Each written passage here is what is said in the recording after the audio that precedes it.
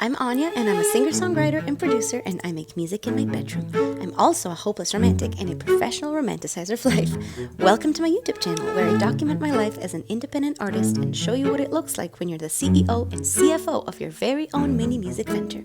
So sit back and relax, grab an aesthetically pleasing drink and snack, and join me on my adventure of taking music from an idea on the Voice Notes app to a fully completed song and music video that ends up residing forever on the World Wide Web. Let's go! So the story of the song goes back to a book cover, of course, that I saw, and it said on it, "To tell you the truth." And I thought that was a very intriguing title because it almost felt like an incomplete sentence, like it was waiting for you to complete it with your own personal opinion, view, but also something that by completing that said sentence, it would reveal something very deep and something very pivotal about yourself, about your own personality, about who you are. And so I thought it was a very interesting title to go off of. And as I was thinking about what my autocomplete version of that fill in the blank version of this song would be, I started thinking about something that's extremely personal to me, something that like kind of hits at the core of who I am, or something that I would, it's like not a first date kind of conversation, if you will. And I was like, you know what? What I'm really, to tell you the truth, what I'm really afraid of, what my deepest fear is running out of time. And that's ultimately what the song ended up being, is not necessarily running out of time, like, oh, I'm gonna be late to a meeting or something like that, but a more all-encompassing concept of time, in the sense that you will run out of time in your life to spend it on things that matter, to spend it with people that matter to you. And that's what the song ended up being about. I think time is my greatest fascination. I love writing about it, I love thinking about it. But it's also my greatest enemy. Like it's the one thing in our existence as humanity that we can never have enough of and we cannot get more of. And so it's this sort of mystical commodity that, regardless of how wealthy you are, that's the one thing you cannot attain more of. And so I think that's probably part of why I find it so fascinating, but also so almost like victimized by time, because I'm like, it's not fair that we get a finite amount of it. It's like a very, I guess, psychologically human thing to be frustrated with.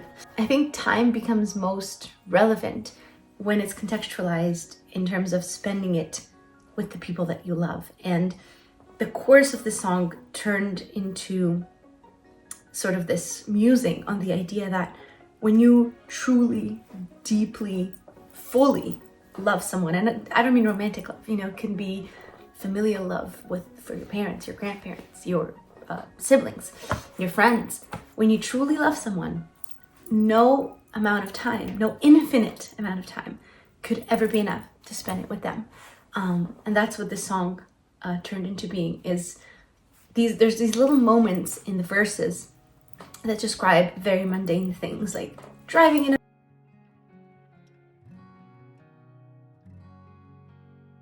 very simple, very everyday occurrences, can make you think about your own mortality, how this will not be a continuous experience.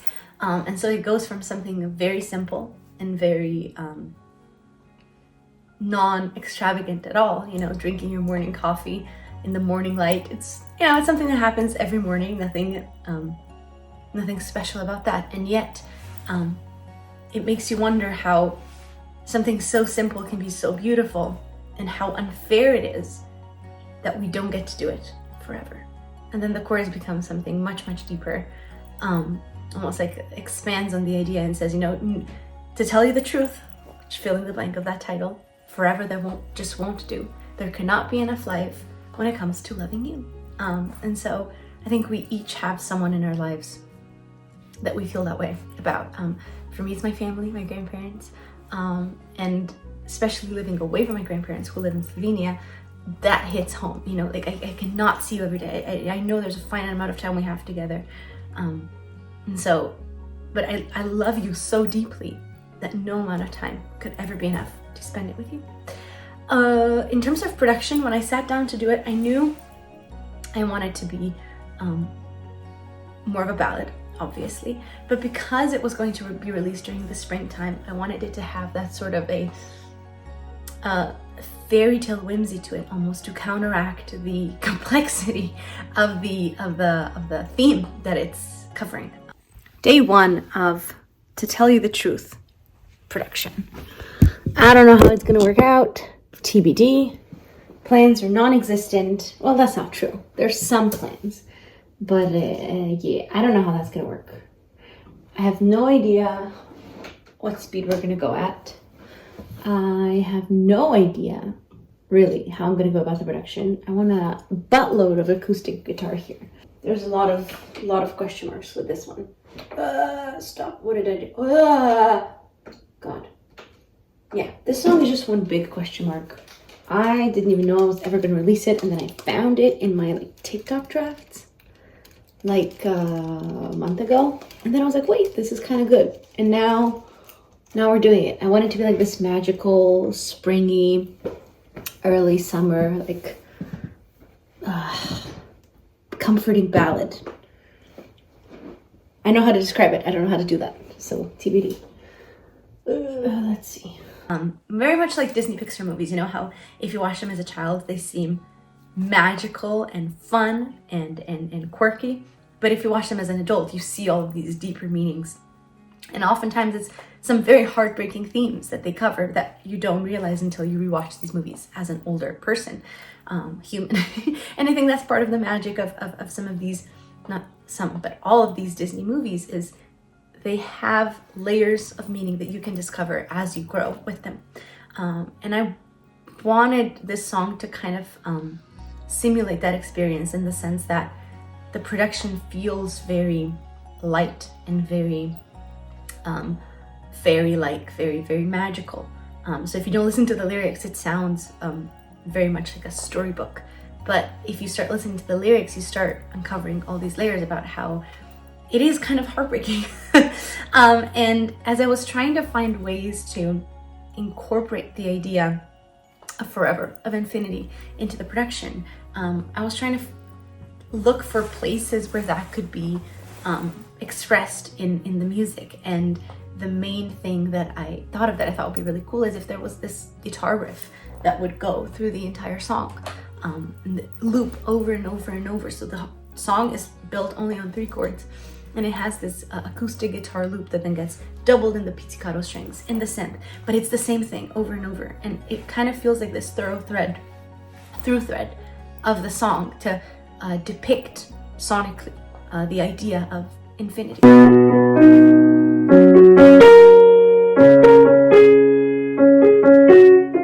Over and over.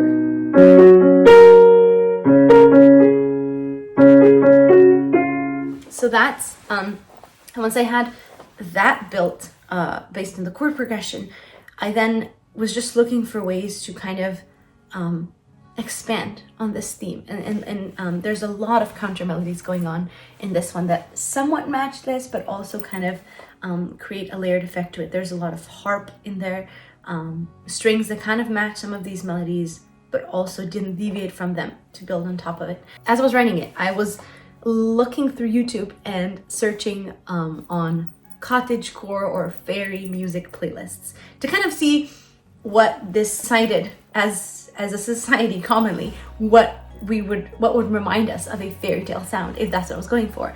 And as I was listening to these, I noticed a lot of them were very Celtic adjacent. And then I was like, why does this sound so Celtic? So I started researching Celtic music, and I realized that a lot of it is based on the pentatonic scale.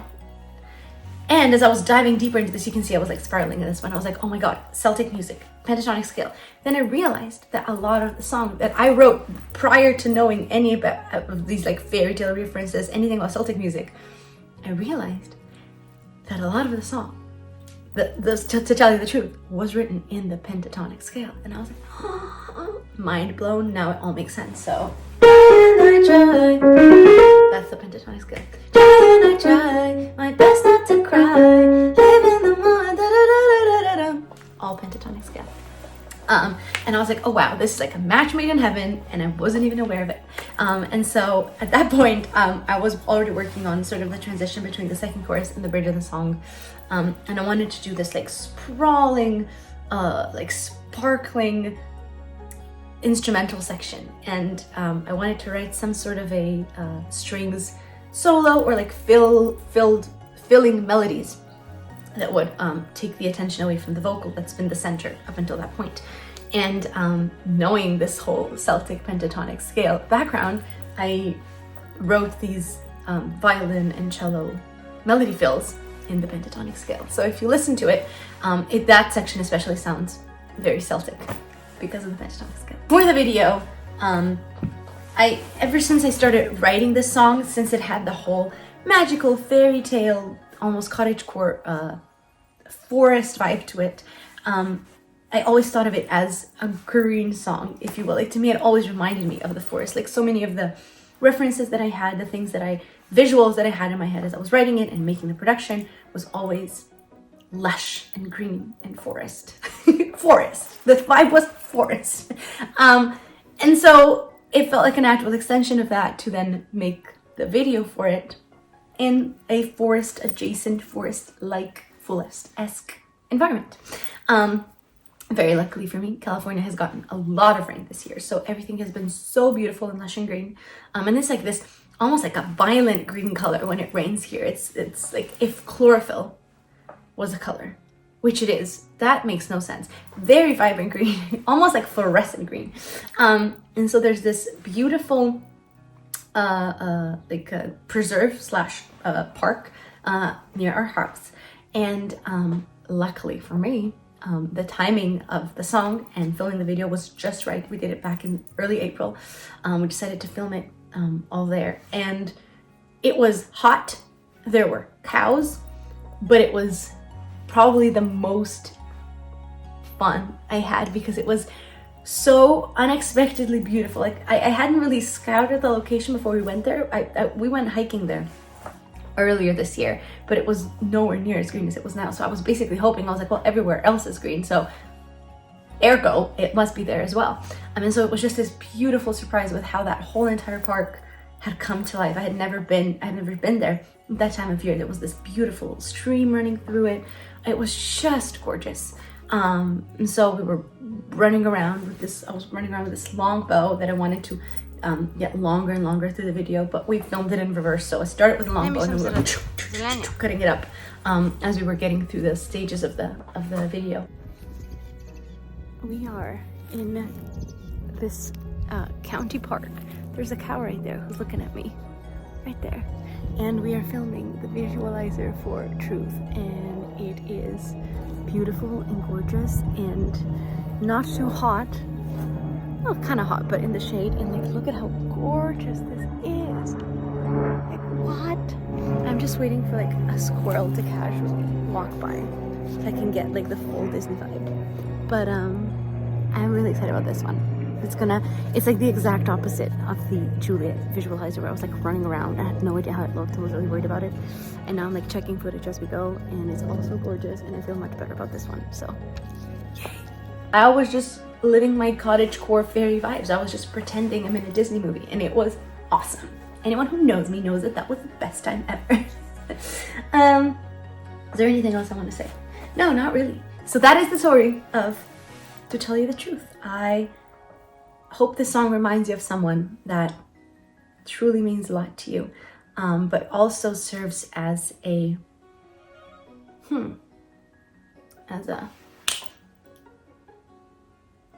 but also serves as a reminder that time is insanely precious and the way we spend it matters. All right? Peace. To tell you the truth, forever just won't do. There can't be enough life when it comes to loving you. So I'll try and I'll try my best not to cry.